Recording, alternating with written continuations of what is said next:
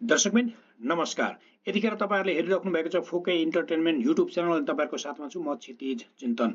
आज अगस्त 3 तारिक share market थोरै अलिकति झिनो अङ्कले घटेर 2684 मा गएर क्लोज भएको छ।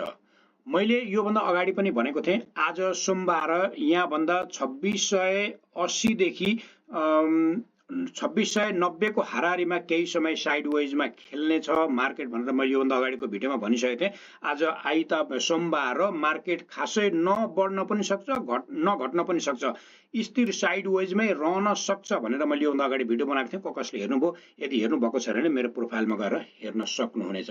अब मार्केट केही समय साइडवेजमै खेल्ने सम्भावना देखिन्छ। अब मार्केटको यदि तल झर्यो भने 2595 सम्ममा झर्न सक्ने देखिन्छ भने यहाँ सपोर्ट जोन छ भने यसको टार्गेट भनेको 2770 भन्दा माथि जाने सम्भावना अहिले हालसालै देखिँदैन। आज मार्केटमा लगभग 4.5 अर्ब बराबरको कारोबार भएको छ भने जम्मा टप 10 स्टक टप टर्नओभर मा आएको स्टकहरू छन् आरएसएमएल, रिद्धि, जीबीआईएमई र एनआरएन, एसएआईएल, साहस, ईसीपी र एसबीएल र केबीएल यिनीहरू टप 10 मा आएका कम्पनी हुन्। म वन बाई वन यो 10 वटा कम्पनीको टेक्निकल एनालाइसिस गर्छु। एक नम्बरमा छ आरएसएमएल। म आरएसएमएल लाई म क्विकली हेरिहाल्छु। आरएसएमएल को के छ भन्दाखेरि आरएसएमएल पनि आज हामीले भिडियो बनाउँदै गर्दाखेरि आज 2780 मा गएर क्लोज भएको छ। यदि यसमा आरएसएमएल मा के छ भन्दाखेरि यसको टार्गेट भनेको 1825 मा टार्गेट यसको के भन्छ सपोर्ट जोन 1825 छ भने यसको टार्गेट भनेको 3725 देखाउँछ। यदि यसमा प्रवेश गर्नु भएको छैन भने तपाईहरु लगभग 1800 को हाराहारीमा आयो भने 1825 देखि 1850 को हाराहारीमा आयो भने इन्ट्री गर्न सक्नुहुन्छ भने 3700 देखि 3725 को बीचमा तपाईहरुले यसबाट एक्जिट गर्न सक्नुहुन्छ। यहाँ टार्गेट देखाउँछ त्यति छ भने दोस्रो स्टकमा हेरिहाल्छु रिद्धि। रिद्धिको के छ क्विकली म हेरिहाल्छु। आरआईडीआई रिद्धिको पनि म हेरिहाल्छु क्विकली। रिद्धिको के छ भन्दाखेरि रिद्धि 367 मा गएर क्लोज भएको छ। रिद्धिको अब यसको पनि म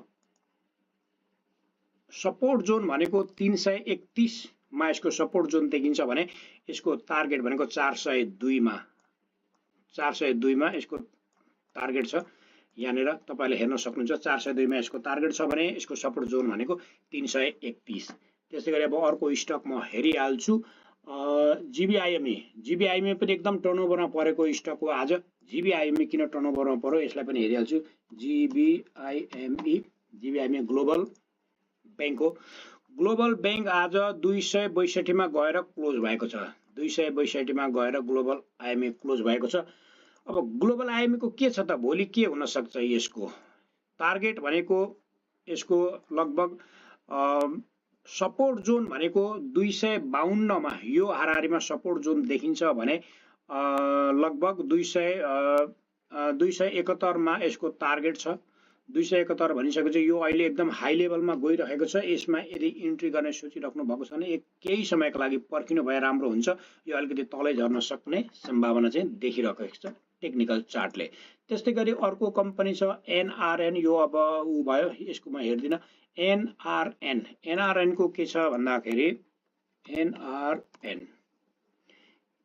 infrastructure NRN infrastructure and development limited आज हामीले भिडियो बनाउँदै गर्दाखेरि यो 1417 मा गएर क्लोज भएको छ।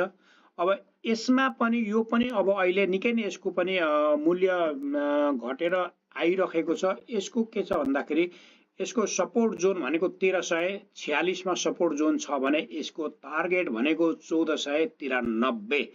यदि तपाईहरुले यहाँ भन्दा भोलि मार्केट केही हदमा घटेर गयो भने तपाईहरु यसको 1350 देखि 1360 को हाराहारीमा आयो भने तपाईहरु इन्ट्री गर्न चाहिँ सक्नुहुन्छ। यसको सपोर्ट जोन भनेको 1346 देखाउँछ भने यसको टार्गेट जुन सेलिङ पोइन्ट भनेको सेल छ 1493 मा।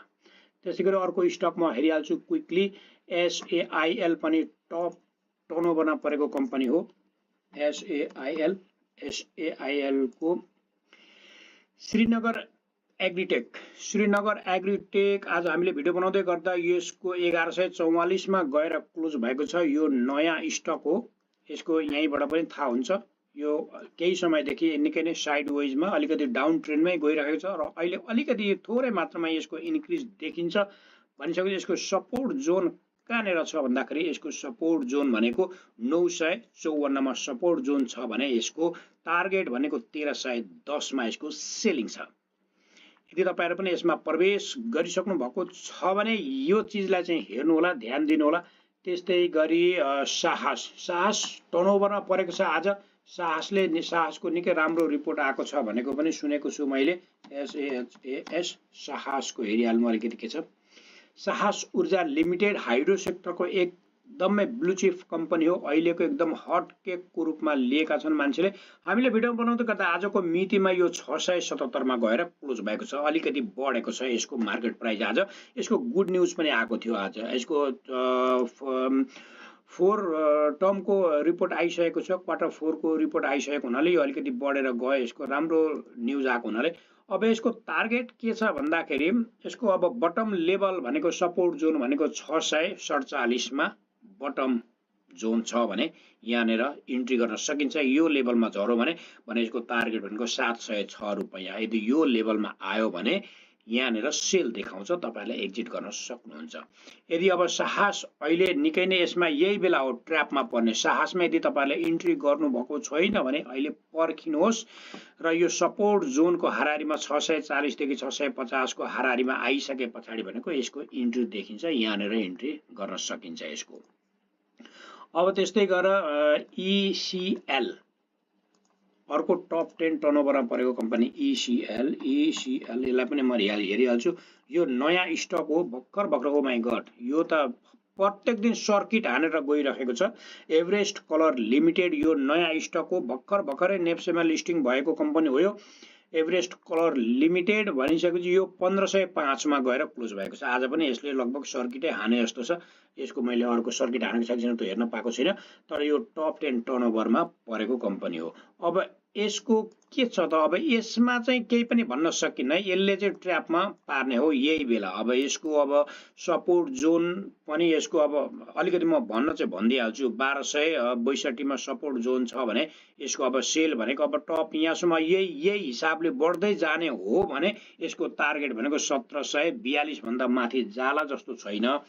टेक्निकल चार्टले चाहिँ त्यो भन्छ। अब यदि तल झर्यो भने पनि अहिले 1260 को हाराहारी भन्दा तल झर्ने सम्भावना छैन यसको। यो भर्खर नयाँ कम्पनी भएको हुनाले अहिले यो कम्पनीको बारेमा चाहिँ केही पनि भन्न सकिन्न। यो चाहिँ बिल्कुल एकदम अनुमान हो। यसमा चाहिँ अलिकति इन्ट्री गर्नु भनेको चाहिँ स्मार्ट लगानीकर्ताहरूले चाहिँ इन्ट्री गर्छन् यसमा, तर सर्वसाधारणले चाहिँ इन्ट्री गर्नको लागि त्यति राम्रो देखिन मैले चाहिँ। अब SBL पनि अहिले निकै हट केकको रूपमा आएको छ। SBL यसलाई पनि म हेरिहाल्छु। सिद्धार्थ बैंक लिमिटेड पनि अहिले एकदम हाई लेभलमा छ। 420 मा गएर क्लोज भएको छ यसको प्राइस। अब यसको चाहिँ अब 420 एकदम हाई टपमा गएको छ। यो पनि अहिले एकदम हट केकको रूपमा लिएको छ यो स्टकलाई। यदि यो 408 को हाराहारीमा 400 को हाराहारीमा झर्यो भने यसमा इन्ट्री गर्न सकिन्छ र यही लेभलले अहिले जुन रफ्तारले यसले चाहिँ बढेर गइरहेको छ यसको प्राइस, त्यसको हिसाबमा भन्यो भने चाहिँ 430 मा पुगिसकेपछि यहाँनिर सेल एक्जिट देखाउँछ। यहाँनिर चाहिँ तपाईहरुले यो लेभलमा आयो भने चाहिँ एक्जिट गर्न सक्नुहुन्छ भने यसको बटम लेभल अहिले सपोर्ट जोन भनेको 408 मा छ। यदि म तपाईहरुलाई भन्छु यदि यो स्टकमा अहिले यतिखेर फस्न सक्ने सम्भावना चाहिँ यहीँनिर हो है। अब यो यसको लगभग यो 360 देखि 370 को हाराहारीमा यसको स्ट्रङ सपोर्ट छ भने तपाईहरुलाई म यहाँ देखाउँछु भने अहिले यो लेभलमा चाहिँ इन्ट्री गर्नको लागि अलिकति मूर्खतै भन्छु म। यहाँनिर चाहिँ इन्ट्री गर्ने अवस्था चाहिँ म देख्दिन। यदि अब इन्ट्री गरेन भने तपाईहरुको बिल्कुल आफ्नो इच्छा हो, तर यसको अहिले टेक्निकल चार्टको हिसाबले चाहिँ यहाँनिर इन्ट्री गर्ने हो भने चाहिँ एकदम फस्ने ठाउँ भनेको यहीँनिर हो। अब अर्को SBL पछाडि KBL, यो पनि बैंकिङ सेक्टर र कमर्सियल बैंकिङहरु आज एकदमै हट केकको रूपमा आएका छन्। KBL कुमारी बैंक यो भन्दा अगाडि पनि यो टप 10 टर्नओभरमा परेको स्टक हो। यो अहिले कुमारी बैंकले निकै राम्रो बिजनेस गरिरहेको छ। कुमारी बैंकको प्राइस चाहिँ खासै त्यति धेरै छैन, 224 मा गएर क्लोज भएको छ। 224 भनेको खासै त्यति धेरै हैन र अहिले बैंकिङ कमर्सियल बैंक सेक्टरको धेरै कम्ती थोरै पीई रेशियो हुने भनेको यही बैंक हो। अब यहाँनिर के छ भन्दाखेरि यसको सपोर्ट जोन भनेको 193 छ। 193 यो लेभलमा आयो भने तपाईहरु यसमा इन्ट्री गर्न सक्नुहुन्छ। एकदम स्ट्रङ सपोर्ट देखाउँछ यो लेभलमा 193।